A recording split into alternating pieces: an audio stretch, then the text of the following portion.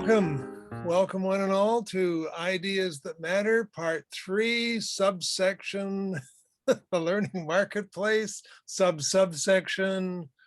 Well, here we are with Darwin Ness, and today we get to do a deeper dive with, and we're really privileged because we're going to have a little time with Gail Jacobs, Peter Leidy, and Randy Wilkins again. And they are going to explore in greater depth the story of Darwin Ness, who spent 47 years, most of it in an adult crib, and then was freed to a full life for 35 glorious years, and and passed as one should, after a full life. And he just passed recently at 90. So we're going to hear that story. And it's wonderful because we've got three great storytellers to bring it to you.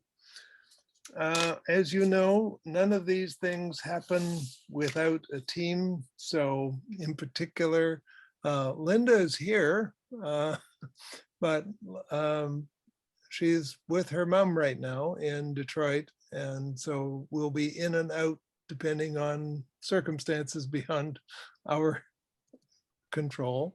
Patty Scott and Dave Hasbury are doing masterminding the technical backup that is often led by Linda, but she's in a less controllable space right now. So, and of course, Chris Curley and Peter Leidy, Kathy Hollins, Peter, Julie are also backup. So there's a whole team trying to make this happen. Just want to acknowledge that. And so here we are. And I guess we're moving to the check-in because we want everybody to find themselves on the air in a nice small group. Peter? And yeah, we're at that point. We're going to have a few minutes to check in with each other with some help from Patty, at least, if not other people as well. And we're looking at the chat, and the question really is, what brings you here today? That's what we want to just ask people to check in with each other about. And we'll kind of start with that and take it from there. Great. We will be moving you in just 1 second. You take about 2 minutes each. You'll have 10 minutes in your room to discuss that question, and then you will be coming back at the end of those 10 minutes. So here you all go. So everyone's back? Yes. Okay.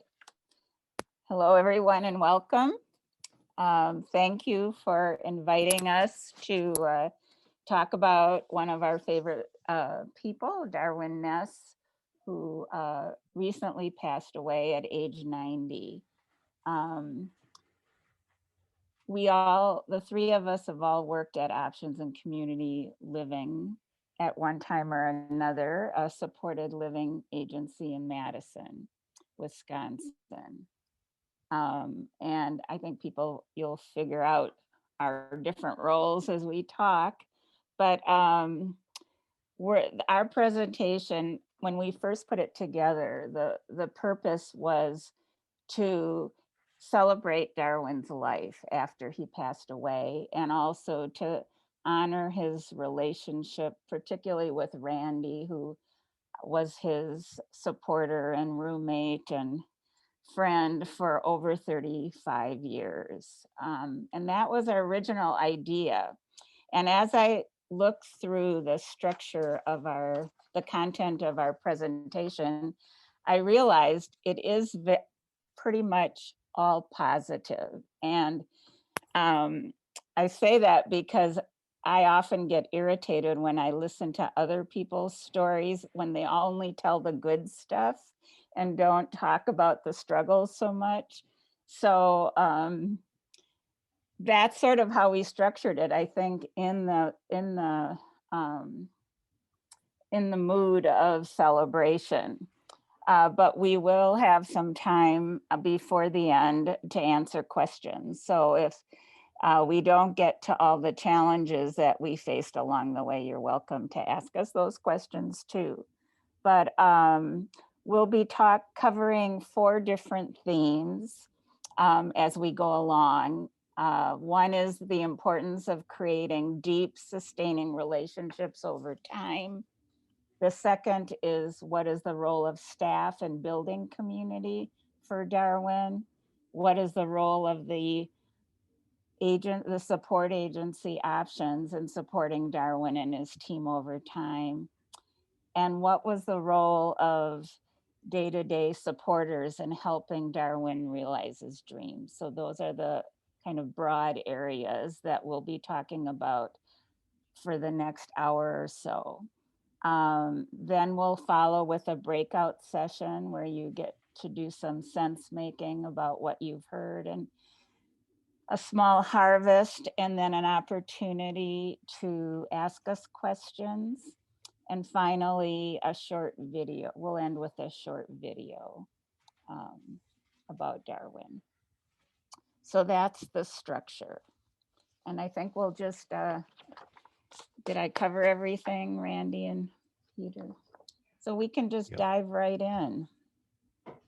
And we have some slides that will accompany our conversation.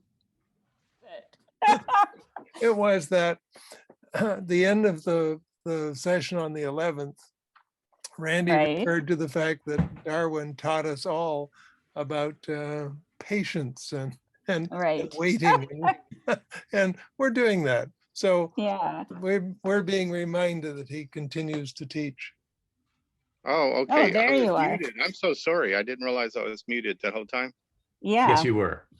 Okay, my apologies. I'm really sorry. I'm looking at the document and I'm not noticing I was muted.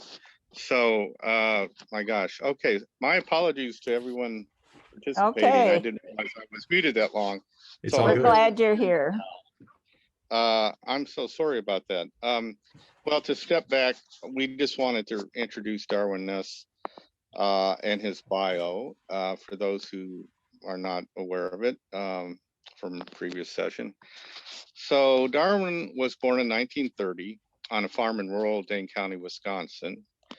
Blessed with beautiful eyes, a great smile, and a lifelong gregarious demeanor, Darwin had cerebral palsy and never walked or talked. He was intelligent, had a deep intuition, understood everything he heard, and communicated in many ways.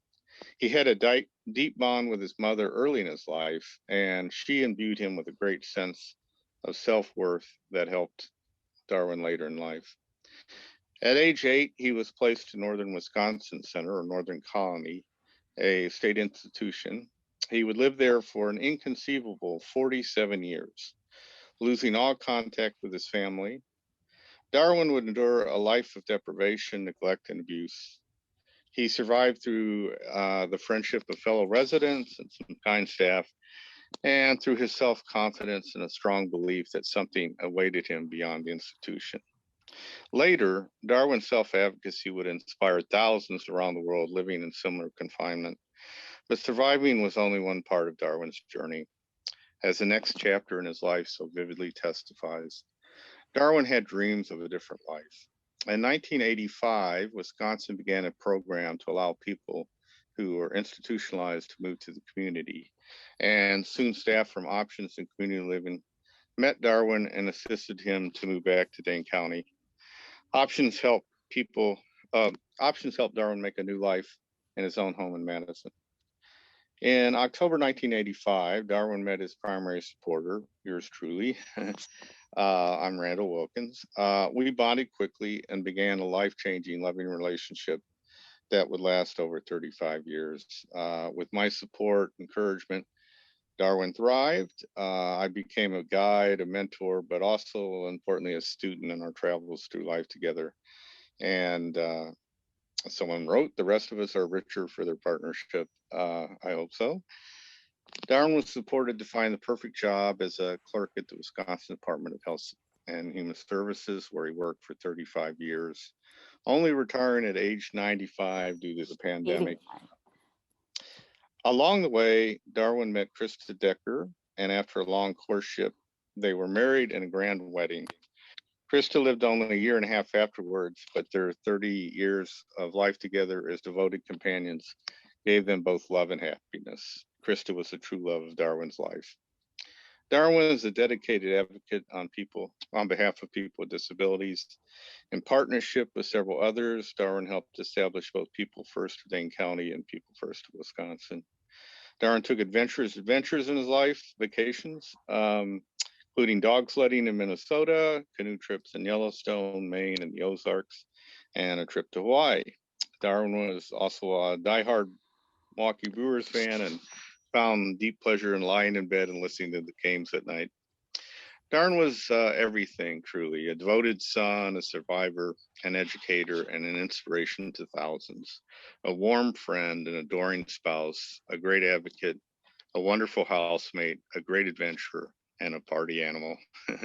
So we want to celebrate his life today and talk about some of the themes that Gail mentioned. So I'll pass the wand, as it were, over to, and my apologies again for having realized I was muted.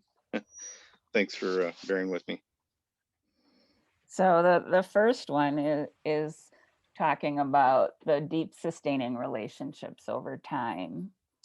And these were some of the questions that came up for us as we talked about, the importance of relationships with Darwin. And I wondered, Randy, if you could start out by talking to us a little bit about what you think would be the main factors that kept the team around Darwin and Randy together for so many years. What was sustaining for you? Yeah. Well, I think as we discussed, one of the first and most important things was just Darwin's personality. To know Darwin kind of was to love him in most cases anyway. And he had such a great desire to kind of move on and do things in his life. And I think that inspired a lot of us and certainly made us want to do these things for Darwin. And I think there were so many challenges in the beginning trying to understand Darwin, learn how to communicate with him. And I think because the whole thing, waiver movement was sort of new to Darwin or Wisconsin and to options. I think in that kind of uncertainty about what to do, there was a great openness, a real willingness to try things maybe we hadn't done in the past. So I think that was really important. I think to me, for being sustained in a relationship over 35 years, I think it was important that my involvement in Darwin's life was not too confined. I thought it was great that I was able to play a lot of different roles in his life. I got out in the community, went to doctor's appointments. We did grocery shopping together. Sometimes those are segregated in different agencies. And I think my involvement in that just made somehow my life fuller and my job more interesting. And just in an organizational level too, I think I was interested in having a kind of thoroughgoing effort to have everyone at the agency sort of involved in things. So the people that worked in the home, people that were working out in the community, and people that were in the office came together in different ways to improve the whole agency and in a sense improve folks like Darwin's lives. And so I think for a lot of us, Darwin was kind of an experiment in some ways, rather new. And I think we learned a lot of lessons along the way. And for me, it was flexibility, greater involvement in his life. And my hours and my job changed over the years. Peter reminded me that, for example, we had one worker who's been involved in Darwin's life for over 30 years. And she worked in the house for a long time for just one day, one shift, but she kind of just kept in touch with Darwin, and my schedule changed quite a bit because my life changed. And sometimes I think we get rooted into a formula that, you know, here's the shifts that Darwin needs. But I think there was a recognition that we needed to keep people that really cared about Darwin in his life and make adjustments. So those are just some ideas that I think were important and helped me sustain, you know, my career. And we did a lot of fun things, you know. I mean, we got really involved in doing things, and there was a great openness, willingness to let us take these big vacations and do just daily activities that people might thought, you know, that's not safe, or, you know, we maybe shouldn't be trying to do that, or and also getting involved with groups that were not necessarily there just specifically for segregated disabled participants, but we really just kind of broke through some barriers and got involved in activities that were just more basic communal ones. So I don't want to take up too much time, but, you know, those are Right. my thoughts.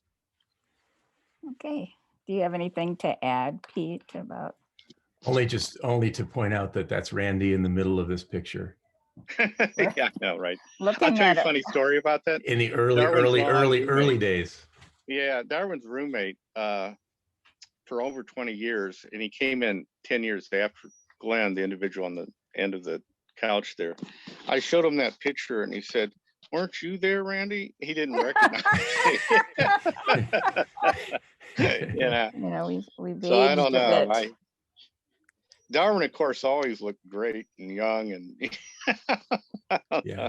I lost my hair and He did the only other regularly and thing everything. So I was just going to add something, especially since we found out just before it was time for us to start that we would be joined by Tom Kohler, and so there is this word "kidnapped" in this opening kind of question or opening reflection that we have.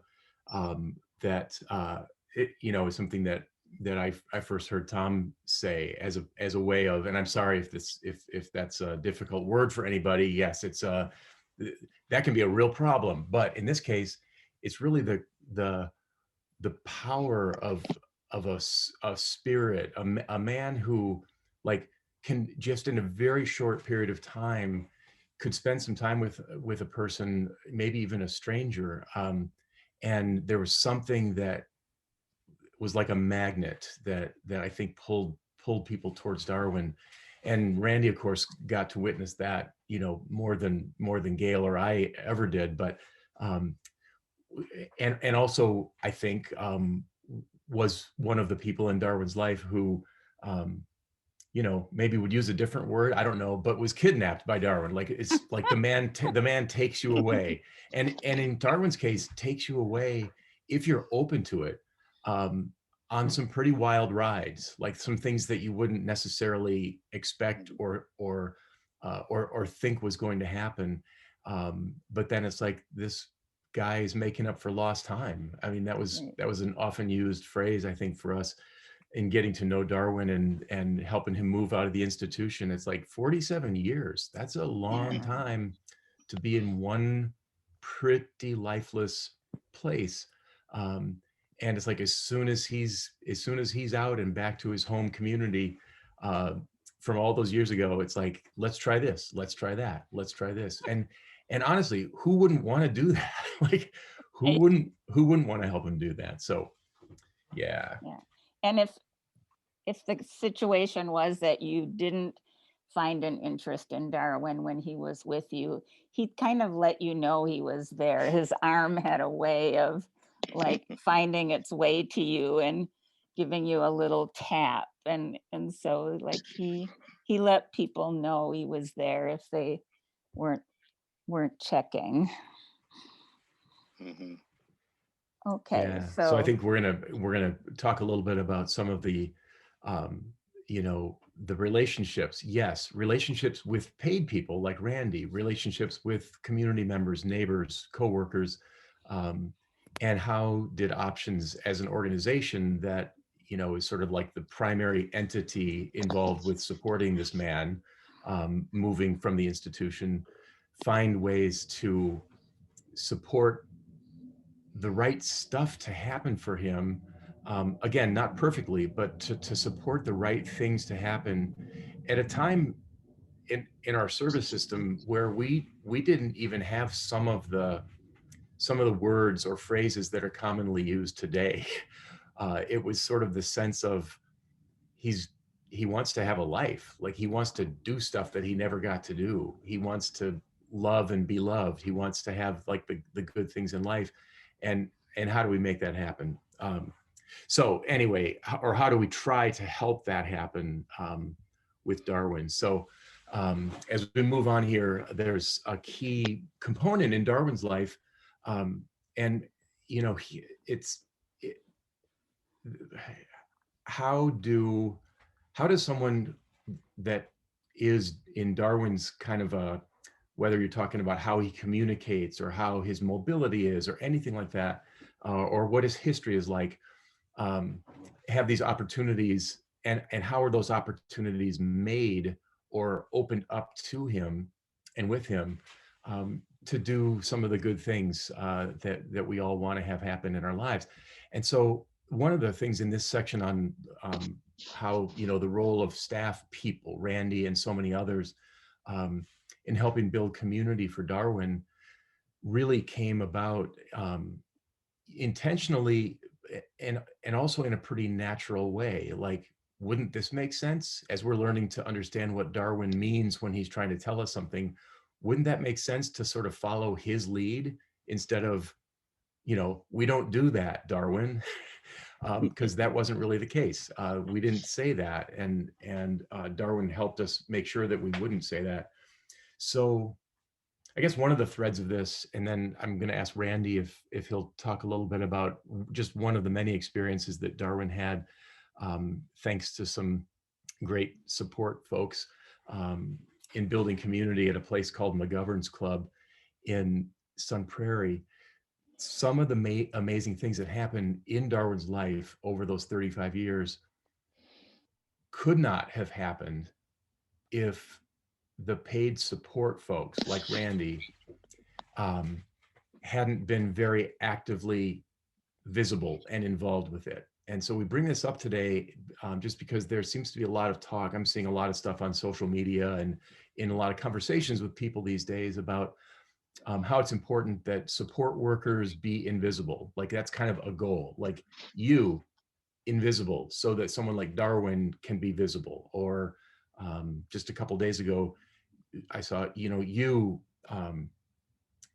support worker, you're like the roadie at the concert and the star is Darwin. You're the guy or the woman or the person in the background, not really seen, doing important work, but kind of hidden.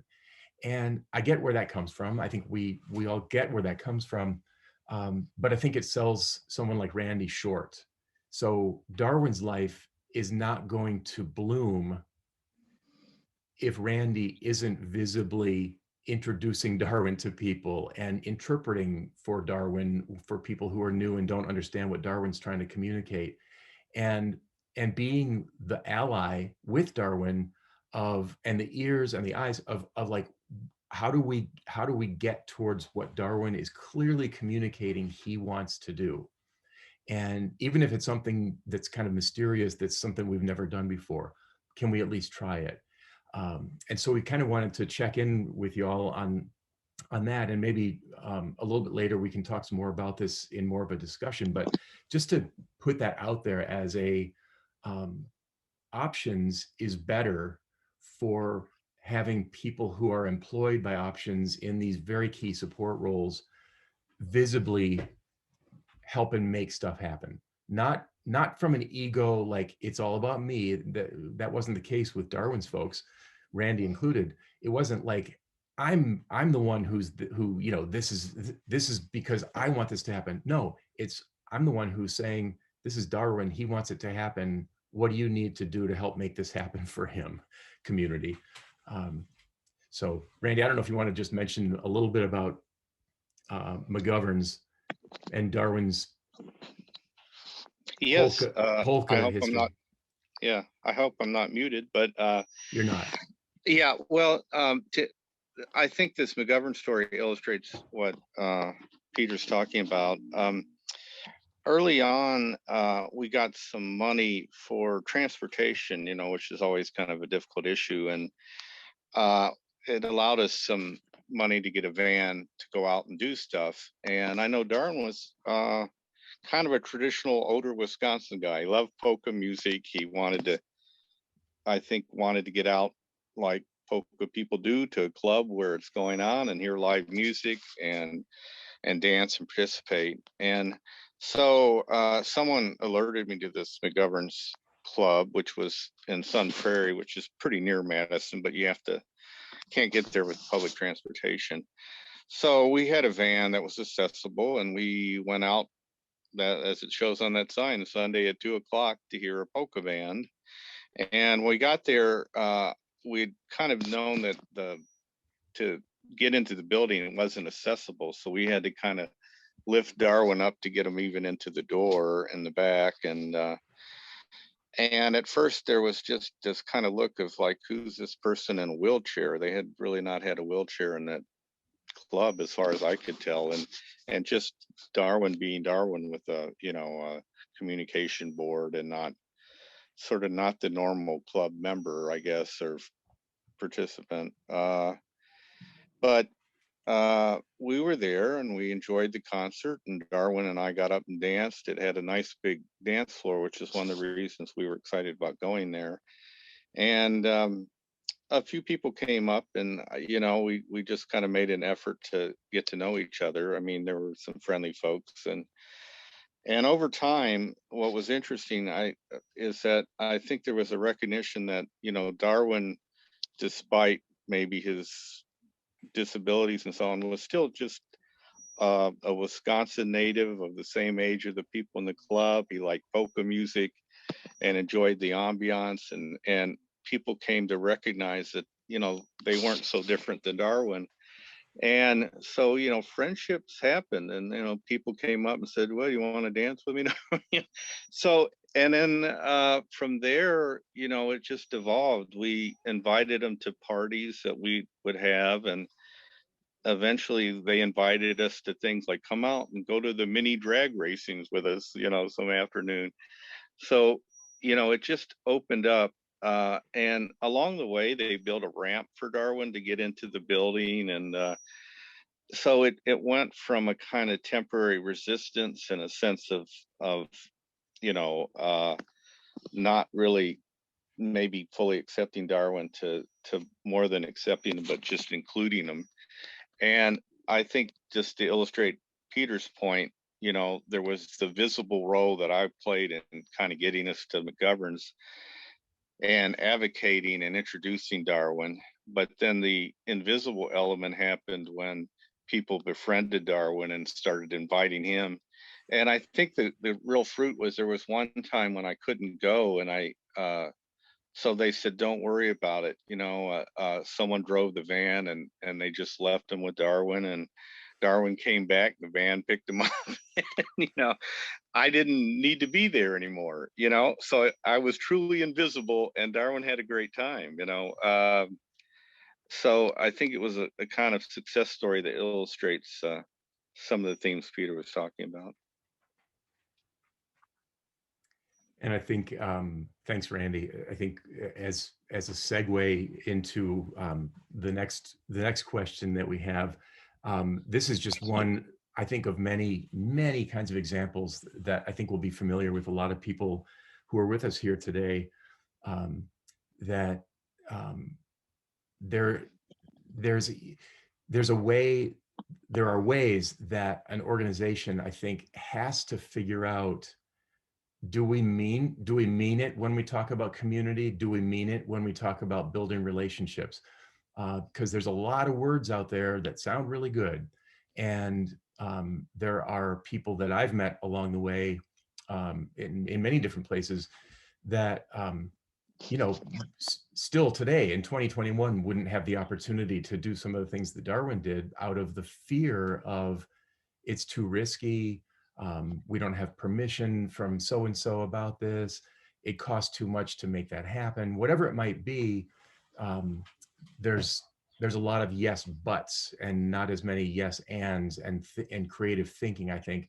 And so, yeah, I guess just Gail, one of the questions that comes to me as, you know, Gail being one of the founders of Options and executive director for a long time, is your thoughts on how Options could help support people to do things that others might think are risky, or to branch out, kind of get out of the typical bubble of the human service system, in order to taste a life that's different.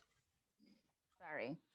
So yeah, feel free to chime in if I forget anything that you think is important. But, you know, one key point I think was what Randy said, and that was that the Medicaid waiver was new to Wisconsin. It was one of the most flexible waiver in the country at the time, the Wisconsin waiver, in terms of being able to use Medicaid dollars from institutional settings in community. And I'm thinking that Darwin may have been one of the first people actually in Wisconsin that came out of the institution with the waiver. And one of the early themes that was enduring at Options was that we really didn't often know what to do or what we were doing at the time. We kind of didn't have a blueprint. We didn't have a set of protocols. And so we really were left to using our judgment and trying, you know, really relying on relationships with people we supported to make decisions about what needed to happen in their behalf. So really it was, I felt like, you know, in the current language, I felt we were constantly prototyping. And certainly that was the case with Darwin. So I think this flexibility that we all had, because we weren't really sure what was supposed to happen. There was nobody we could go to say, how do you support somebody like Darwin, who's lived his whole life in the institution, in a community setting, and really make, you know, help him create a meaningful life. So we did wing it a lot. And we were so fortunate to have this team of people who were real partners from day one. And so I think sometimes we had to let go of our ideas of roles and responsibilities and who was sort of in charge, because, you know, people were passionate about what they thought should happen and what they thought Darwin was letting them know. And so, I mean, we did develop very individualized job descriptions for staff. And that was like from way early on. And they were really designed around what people needed. So Darwin's, it wasn't just a sort of standardized job description. It really was about Darwin and what he needed at different times of the day.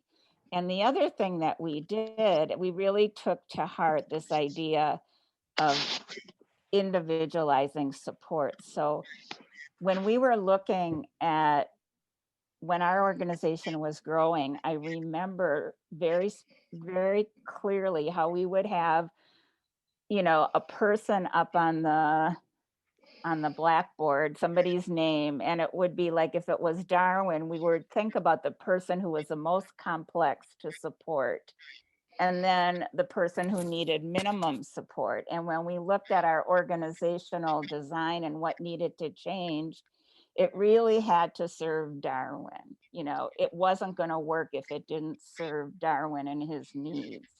And so our organizational design evolved from the people that we supported in a very concrete way. And I think that's still the case at Options. So in that sense, I think it was very unusual. The other thing was always being aware also of the needs of the team. And as Peter was mentioning earlier, and Randy, that you know, people, if you're going through life together, then everyone's needs need to be addressed, and their preferences and the changes in their lives, and trying to design the support around everyone's needs on the team and not just the person that we're paid to support. I think that was a really important factor. And I think one of the most powerful things we were able to do was create a very strong team structure. So we had the teams operated like small communities, really, and they still do. And so there was always a role for, there was always this opportunity to, oh geez, I lost my thread here. So there was always this opportunity for the team to be supporting each other, be backing each other up, be stepping in for each other. And so I think everyone felt supported, including the person with a disability, because they also knew that if Randy couldn't show up, Emma would be there, or Peter would be there, that there were this numbers of people who available to them. And so it wasn't just about one supporter in the end. It was really a team of people. So I think those were the main points. I don't know, Peter or Randy, if there was anything else you can think of from your point Well, of view that was helpful from options. yeah. Well, you kind of touched on it, but you know, the other really thing that shouts out to me is just the flexibility and changes over time. You know, as Darwin's health changed or whatever the circumstances were, a lot of change had to be thought through, and it was thought through on every level. You know, who it impacted, and you know, because Darwin's life certainly changed a lot over time. But as you said, we centralized Darwin, his, you know, his needs, but also paid attention to the staff. So I just underline that we changed in different ways over time, and we're rather flexible about it. So anyway. Yeah, and Gail, I would only just add something about the culture of options being so instrumental for someone like me in my early years there, as someone who didn't have a clue about what was going on.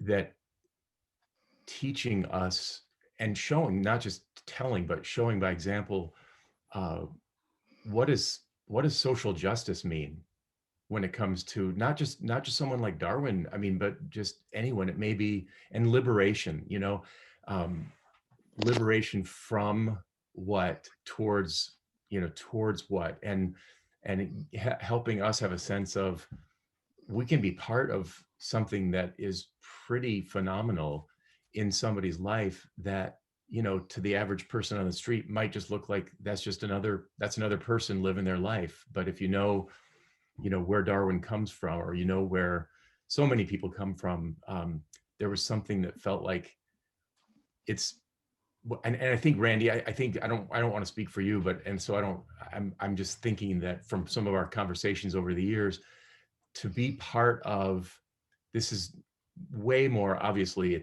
it's way more than a job, and it's also this relationship that's forming with this man. And it's also, if it weren't for people like Randy and Emma and so many other people, Darwin doesn't really have a chance to participate in the experience of liberation or the experience of what actual social justice means. And those are big deals. And I think options took all of that to heart, as this is part of our work. It's a big part of our work. And we want people who are working with us, who are signing on to do this, oftentimes for not very much money, to have a sense of this is really important for not just a person, not just for a community, but for, you know, the globe.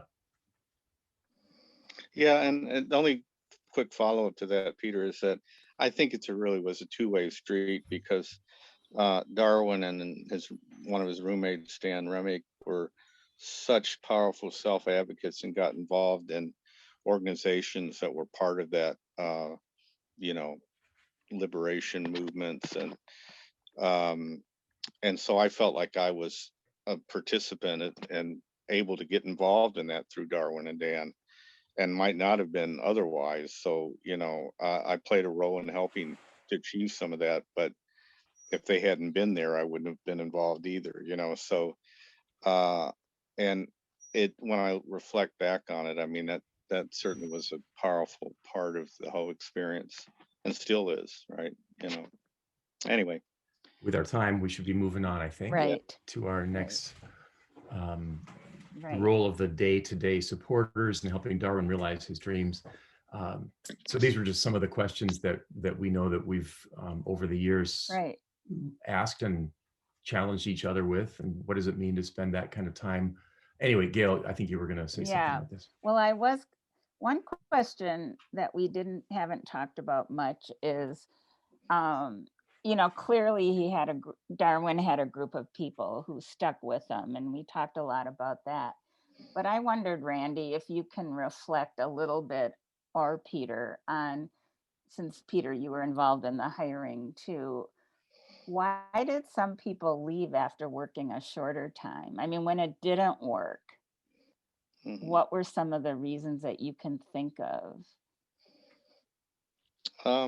Because clearly there was a culture of the team, and you know, as much as there was around the agency, the larger agency. Mm-hmm.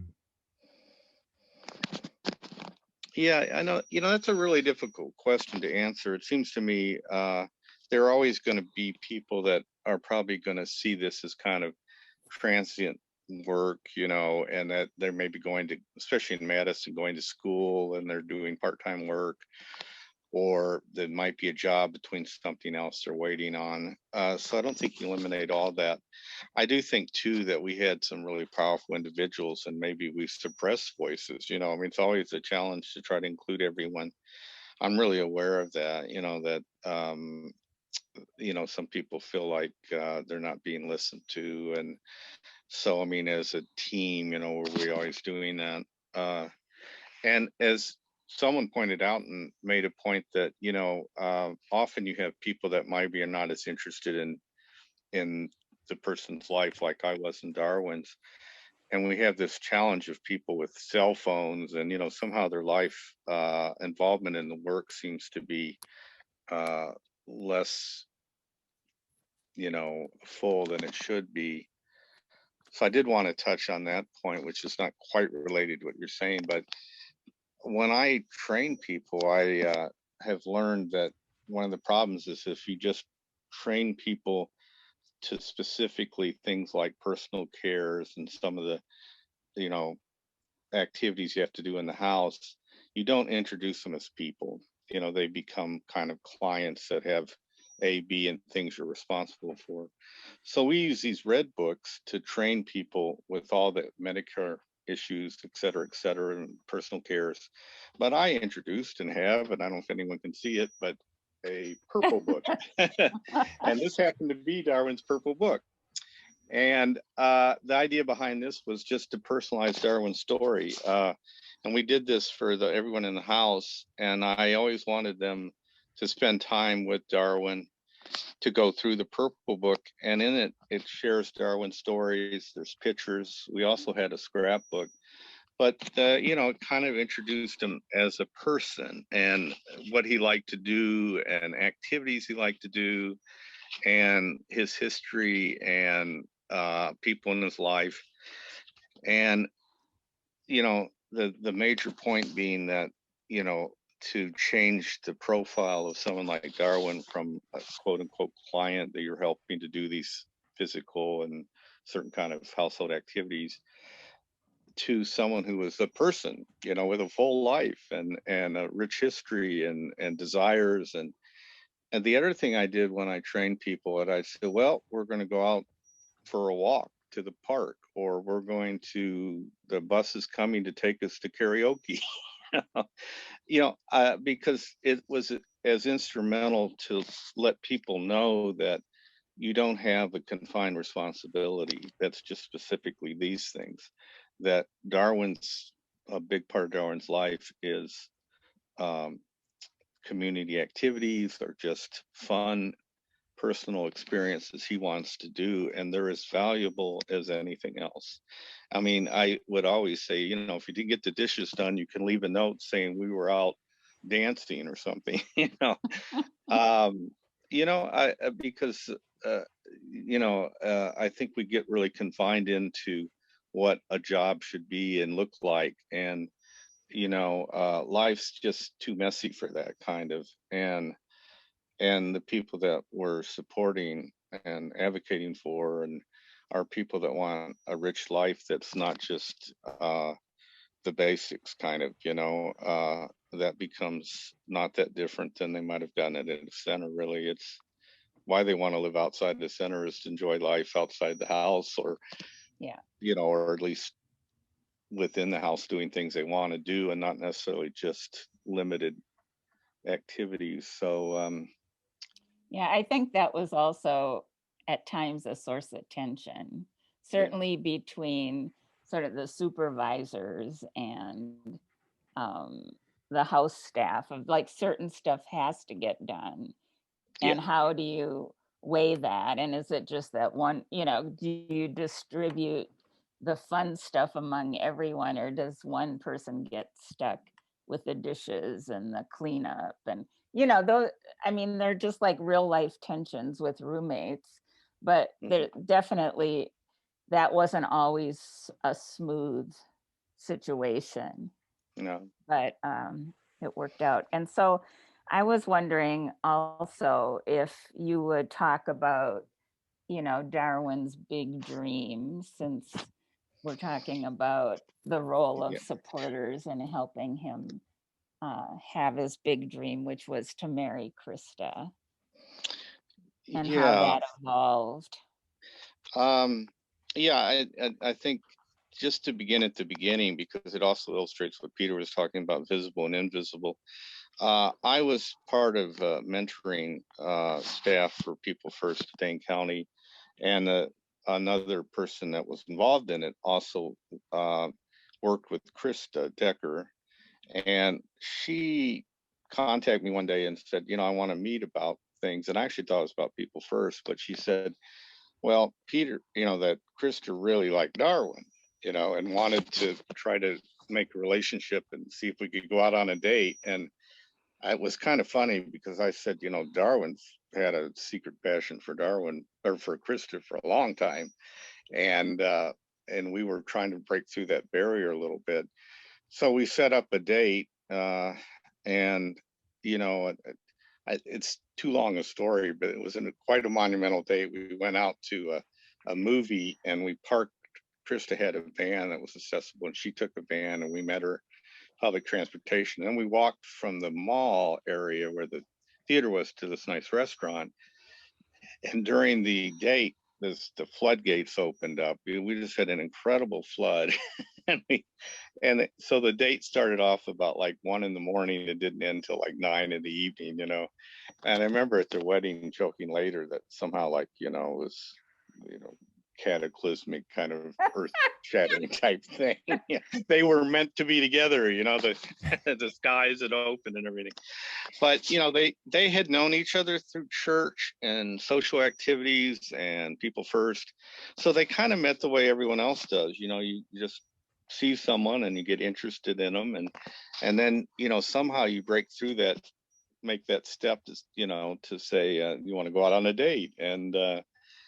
And then the next thing kind of was, the date worked. And I remember how Krista used to tell Darwin that, I love you, Darwin, but I don't want to marry you. And Darwin was always a little shattered by that, because I think he kind of wanted to. And but I think things changed in Krista's life, where she had some health changes and she wanted to spend more time, quality time with Darwin. So we were able to move Krista really essentially next door to Darwin, and along the way she said, well, I do want to marry you, you know. And then the staff got really involved in the most thorough way. We made a list of like over 150 guests, and we had to contact them, and some of the option staff spent a lot of time getting all the arrangements, Krista's dress, and you know, just everything. It took a lot of time and effort, and everyone got so involved on different levels. And the wedding itself was just amazing. It was one of the biggest weddings they'd had at their church.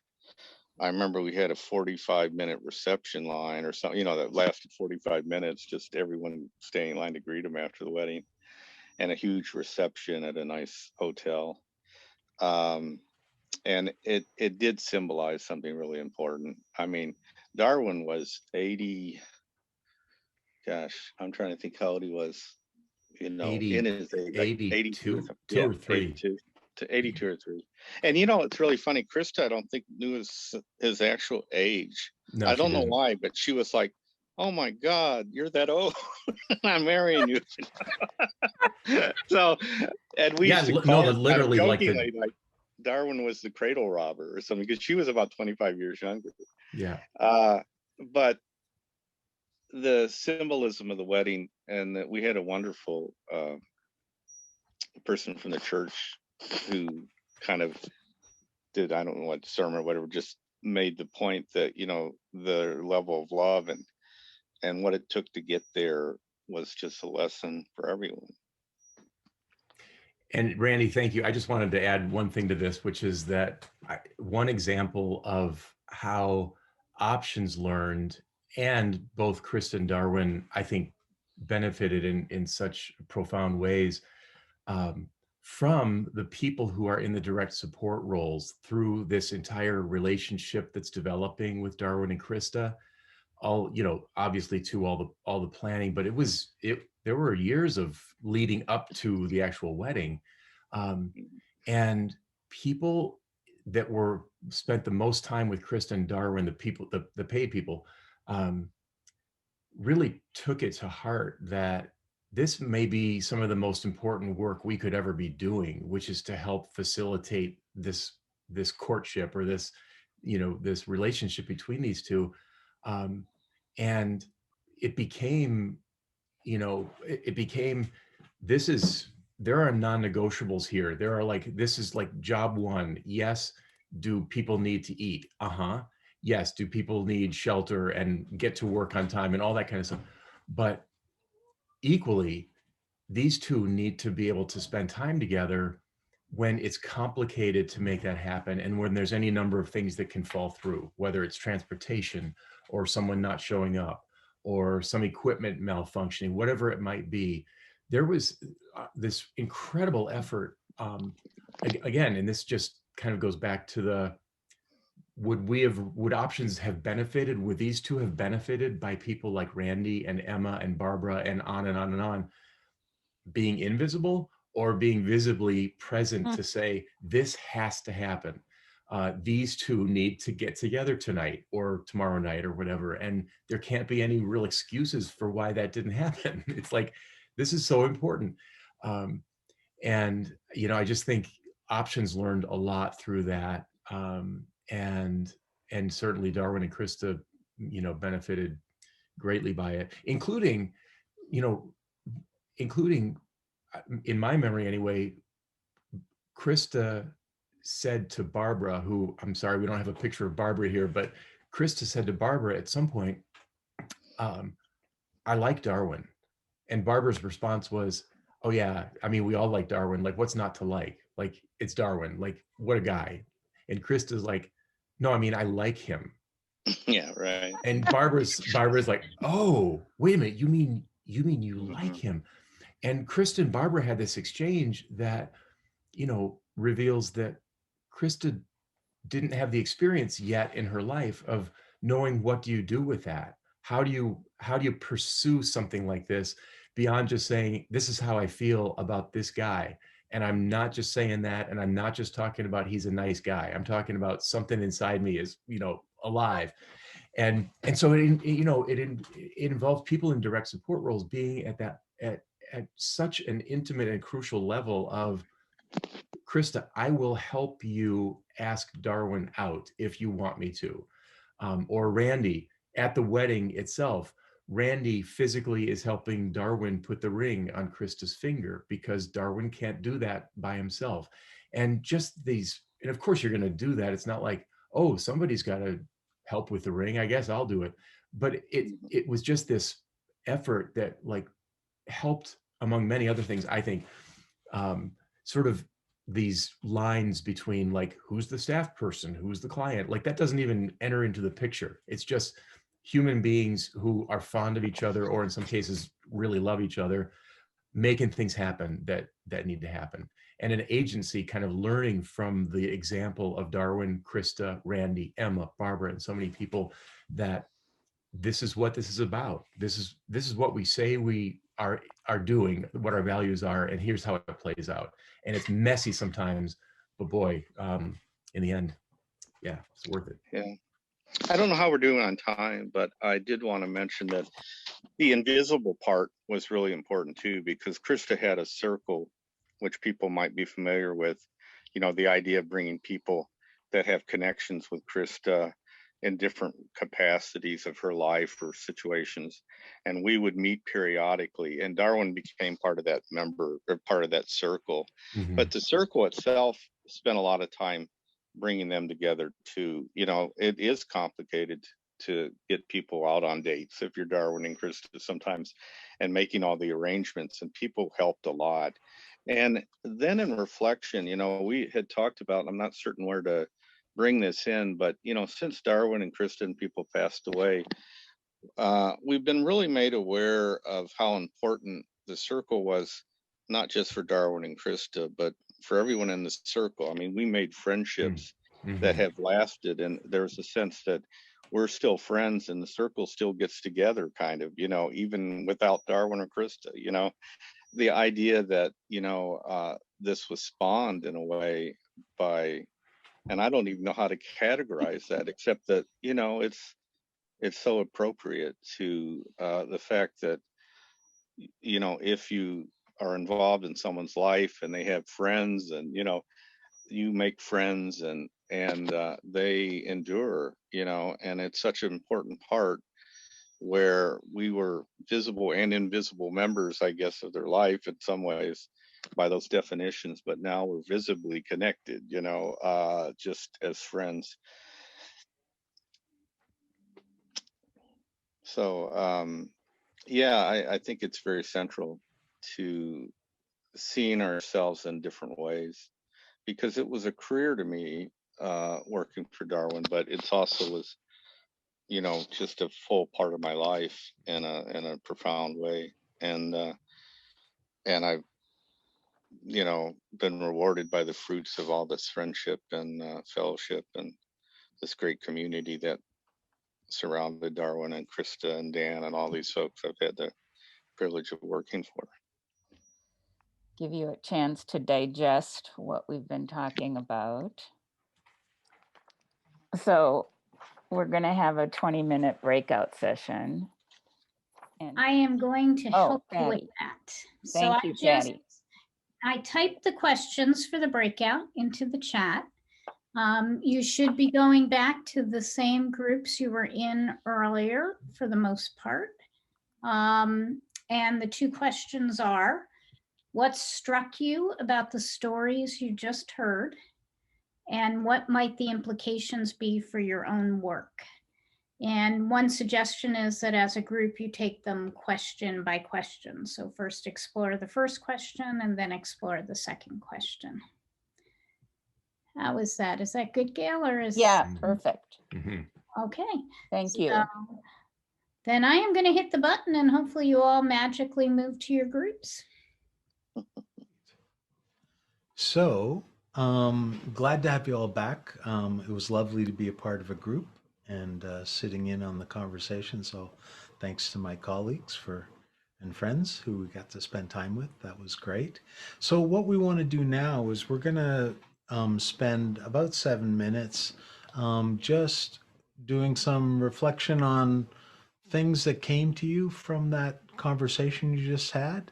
And so we invite you to do one of two things. You can type some thoughts into the chat, um, or you can also go to the reactions button at the bottom and click on the raise your hand, to let us know that you want to say something with your voice. Um, so, but just take a few minutes to kind of say what came to you from having been in that conversation and from the stories that you were reflecting on that were shared by Randall and Peter and Gail. So, take a moment to do some reflecting. So in our conversation, I think Colleen brought up a really interesting fact or notion, whatever, and that is that Darwin Ness, and his name itself, Darwin, showed the evolution and the evolution of supports and what's possible. Since we're not all jumping into the conversation, we can take Joyce's lead, and if you've got something that you want to say, you can say it. Jennifer Langell said, organization operation being built around the people, supported, not forcing people to fit into an organization. In our group, we talked about the importance of supports that were intentional. And I think Rick had called it, which I wrote down, visible with permission. So I wrote that down, visible with permission. So it's not, it's invited or it's welcomed, I guess, voice or advocacy from a professional. So I thought that was really interesting. So appreciated that language around that.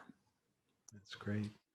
And Kirk, you had your hand up, or Jack, you have your hand up too. So. Yeah, well, I was going to say I'm making or carrying on with the same point that Kara made, Okay. but I added a twist in that it sort of felt like this discussion about visible and invisible was a sort of a yin yang thing. You know, so often the conversation historically has been you have to be invisible, and if we're getting into real life, it's more like yin yang. There's times to be visible and times to be invisible, and there's a circularity about it that I really appreciated that in the story. Yeah, that's great. Thanks, Kirk. Yeah, just to speak more about the visible versus invisible, I think that the reason we got to a place where people started to go aggro, you shouldn't be visible, it came from a response to the wrong kind of visibility happening. So now we've kind of, the pendulum has swung back in that. So somebody used the example of a family member needing an aid in a classroom setting and that being uneasy about that because that identifies me as other. Yet the most, and so aides will then try to distance because they're mindful of that, but then the most responsive and beautiful moments are when the aide just goes ahead and crosses those boundaries and borders and is in relationship with that human being in such a way that the visibility becomes that we're seeing what it looks like when people embody the relationships we want and seek for people, and that becomes just another way of being human. Some humans need another human in their life, and they seem to like actually care about each other and while they're doing it, while they're going along this life thing. So anyway, that came up for us. Thanks, Kirk. Heather said, I find that support workers only want to support individuals during certain times of the day and only do things that they feel they are paid to do. We always talk about increasing community access and socialization opportunities, but getting support workers to truly do this with individuals is very difficult. And then there's the professional boundary issue. So there are things that feel I can't do because I don't want to cross the line or get fired because I'm doing a social activity with somebody after work hours. This requires a philosophy shift away from agencies provide support. Sometimes I feel like I'm hitting my head against a brick wall. You are not the only one. Linda shared a man who loved living out loud. And Chris Luzo, I suspect some people leave when they find their power over is not what the Darwins of the world want. Dorona has a comment Okay. on the chat. Trying to keep up with the chat. Do you want to, can you read it there? Yeah. One of yeah. the thoughts that surfaced in our group was that the story elevated the importance of people being aware that they were creating something new and powerful. The times were conducive to radical change and making something happen that hadn't happened before. And Angela pointed out to me that when she was in Wisconsin at the time, that Darwin was one of the first people to come out of an institution using that waiver because she was managing one of the programs at the state at the time. So that's nice. So what we'd like to do is make Gail and Randall and Peter available to your questions. So again, be great if you could either raise your hand or speak in a moment of silence to kind of ask who you'd like to get an answer from. But what are the questions that you might have that you want to take this opportunity to ask these fine folks about the story of Darwin? Dorona. Yeah. Hi. Hi. To Gail and Dave, were there people involved that were not part of the page structure that grew particularly close to Mr. Ness? Yeah, I'm sure that Randy has the best sense over many years. But yeah, I can tell you that. Yeah, I mean, Randy talked a little bit earlier today about the some of the people that Darwin met at McGovern's, who became sort of those we're regular people like you are. We're like Wisconsinites who like polka, and we like to go out to a Friday night fish fry. And that's just one of like a whole bunch of examples of people that I think many of whom may not have passed, into the definition of friendship, but were acquaintances. Mm-hmm. But then there were also just a series of people that that truly were friends of Darwin and became friends and sought Darwin's company out and sought, let's do this together. And, were I guess I wouldn't say took on roles in Darwin's life, but Randy can correct me, that would have necessarily replaced a paid person for Darwin, but were just part of the whole picture, even a very informal circle, if it wasn't actually called a circle. And some of those people were co-workers of Darwin's at his job, which I think there was maybe a typo or something at the very beginning today when Randy was talking about that Darwin worked at that job until he was 89, and he only retired because of COVID. I mean, he left because it was during COVID, but people would joke with him about, you're in your 80s now, it's time to retire, isn't it? And he would just kind of laugh like, I might be in my 80s, but I got a late start with a real job. Right. And I think what happened was that people got so captivated by his story, and it was in a fairly public place. And there were people that wanted to be around him a little bit, I think, because he was a bit of a celebrity in some ways. Mm-hmm. But also people who once they spent 2 minutes with him, it's like, okay, he's a guy who has a pretty incredible story, who has a lot to offer. And they did also the church, I think, was the church was huge.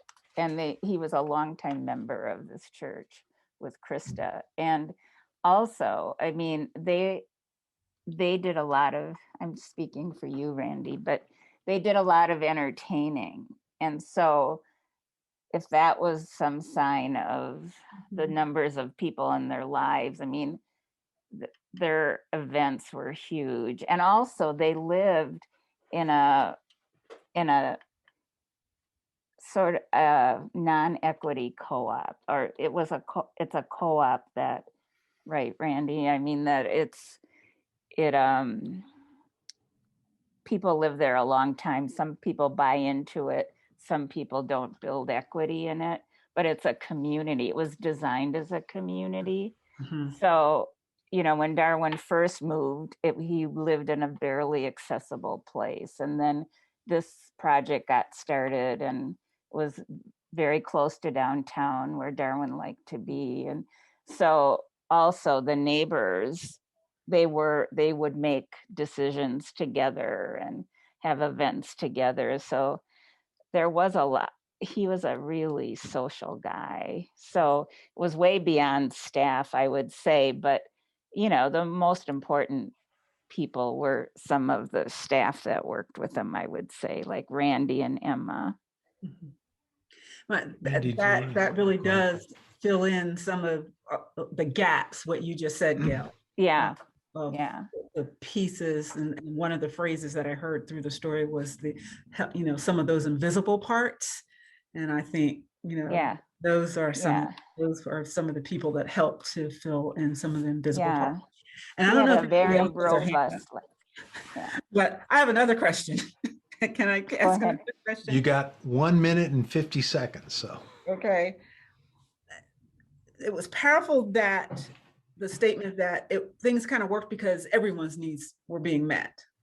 The person being supported and the people who were providing support.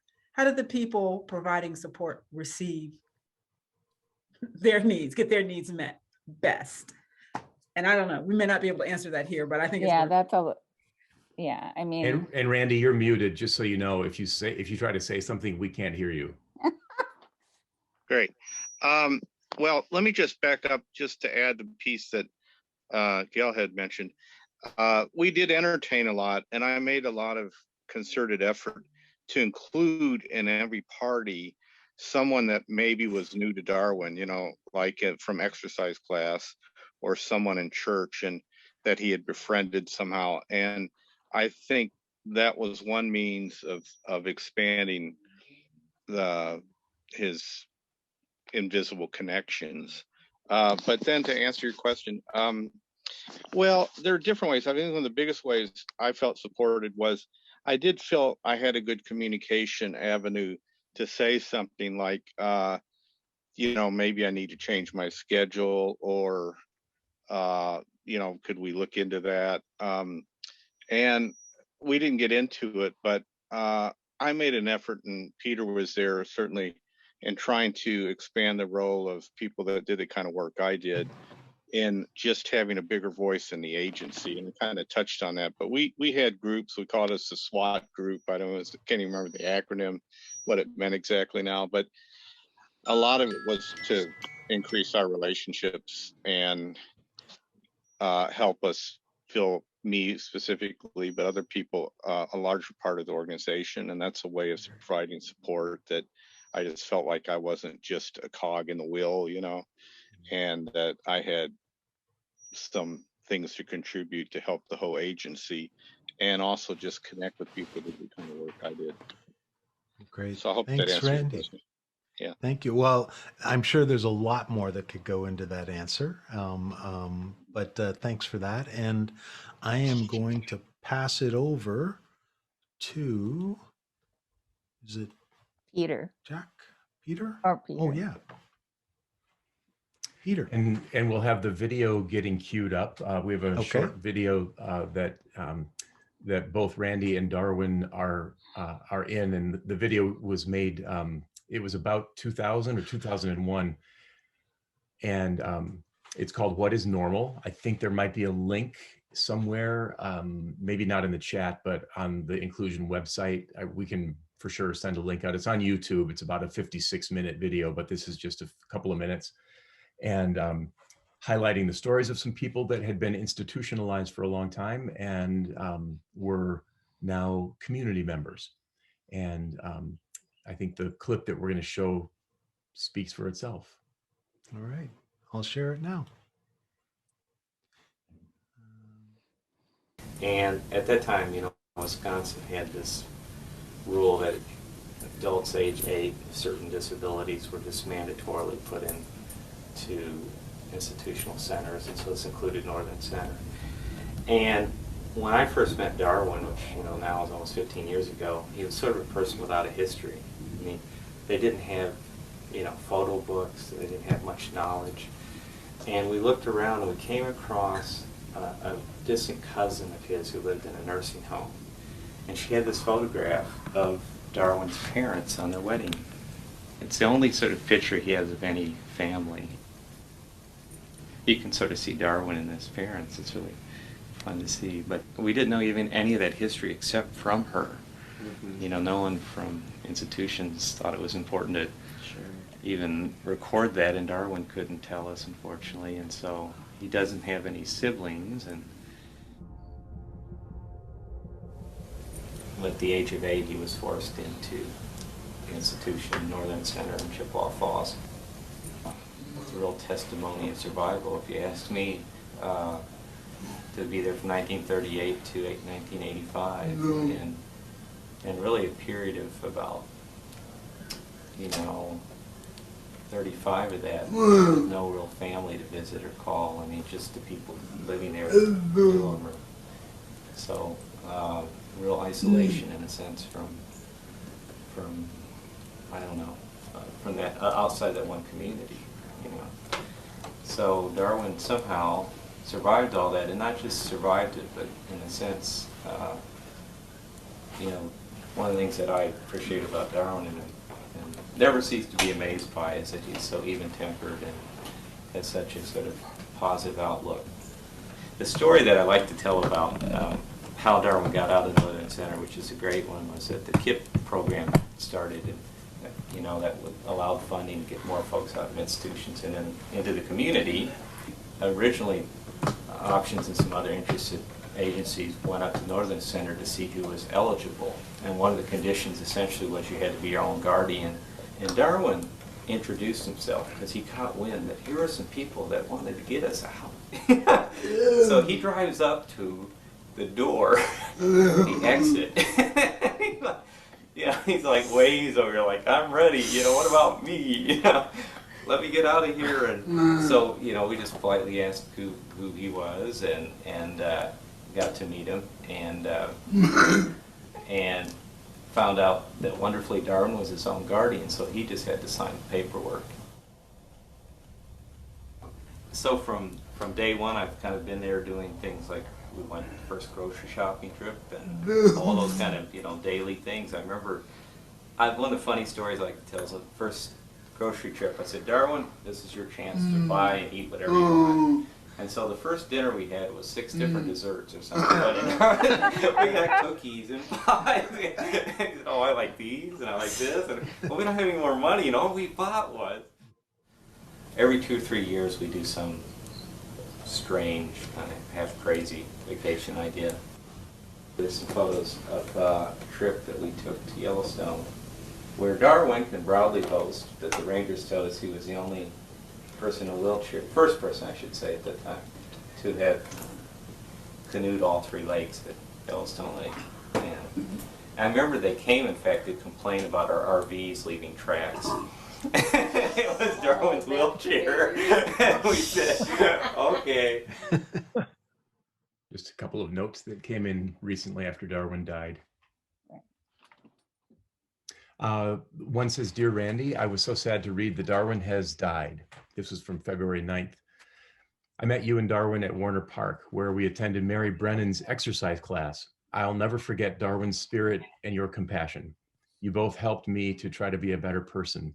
Please accept this check in Darwin's memory. Hugs, Sue Harris.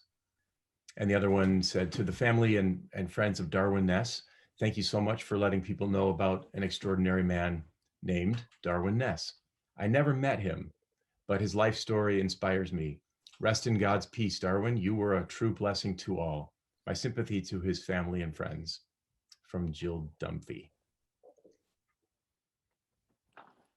I think that last note that you just read, Peter, is an appropriate conclusion to this, because many of us never met Darwin, but all of us can continue to learn from his remarkable journey. So want to thank Gail and Randy and Peter and Darwin for giving us yet another lesson. We all know the power of stories, and this is an amazing story that you have done a wonderful job in telling.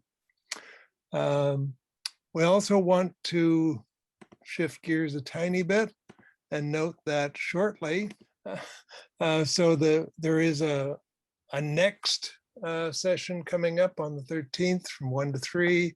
Registration is on the website. It'll be right up front on our inclusion.com. So please sign in at early, sign now, avoid disappointment. But mainly to the end, there will also be, the link will be going into the chat right now, and we'll also mail it out for our feedback form that's important for us to understand how to keep this energy and this thrust alive. So thank you for joining us today. And we look forward to sharing more stories with you and as we go back and forth. So now into the chat, a closing word, a quick reflection, and then you can all turn on your mics, and we can all say farewell, goodbye, whatever works for you, but miigwech to all for putting on this amazing session. Thanks, Gail, Peter, Randy, and the team. So farewell, goodbye, everyone. Bye. Thank you. Bye. Thank Thanks, you. everyone. Hope to see you on the 13th. You. Goodbye all. Bye. Bye. Bye. Thank you. It was Good to see great. you all. Yeah, good to see everyone. Thanks for participating.